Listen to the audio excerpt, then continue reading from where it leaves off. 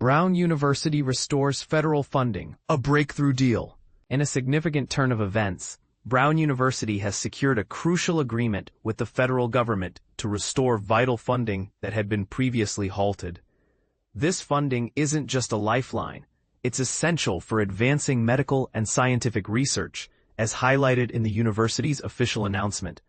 On Wednesday, the university described this arrangement as a voluntary agreement that reinstates federal funding for critical research efforts. Furthermore, this deal effectively resolves 3 previously ongoing assessments concerning Brown's adherence to federal non-discrimination regulations.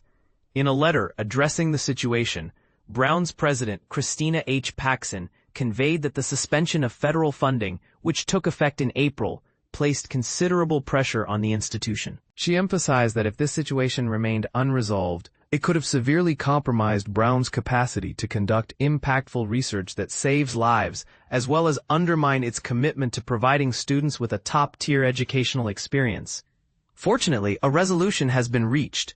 Paxson reaffirmed the university's dedication to preserving its academic independence from federal influence while staying steadfast to its academic mission, essential values, and the unique identity of the Brown community. The finalized agreement not only restores funding for ongoing research projects, but also opens avenues for Brown to pursue new federal grant opportunities, as outlined in the official statement. Additionally, Brown has pledged to allocate $50 million over the next decade toward grants that support workforce development initiatives within Rhode Island, further contributing to the local community's growth and opportunities. According to a fact sheet released by the Trump administration, this agreement aims to ensure that Brown avoids unlawful racial discrimination in its admissions processes and broader university programming, which had been alleged by the government. Furthermore, Brown is required to submit data to help demonstrate compliance with this stipulation. This settlement was described by the government as a response to public outcry over accusations that Brown had engaged in discriminatory practices based on race and national origin, allegedly breaching federal civil rights statutes. Notably, Brown has also agreed to adopt the administration's definitions of male and female as part of several other provisions aimed at addressing discrimination, according to the government's documentation. In her letter, Paxson acknowledged that certain elements of this agreement touch upon areas that had not featured in prior discussions with the government regarding funding, indicating a shift in the nature of these conversations. She stated, "To achieve our community's fundamental goals, the university took great care to balance these interests with the core needs of the institution, reflecting on the need for strategic negotiation while facing these new stipulations."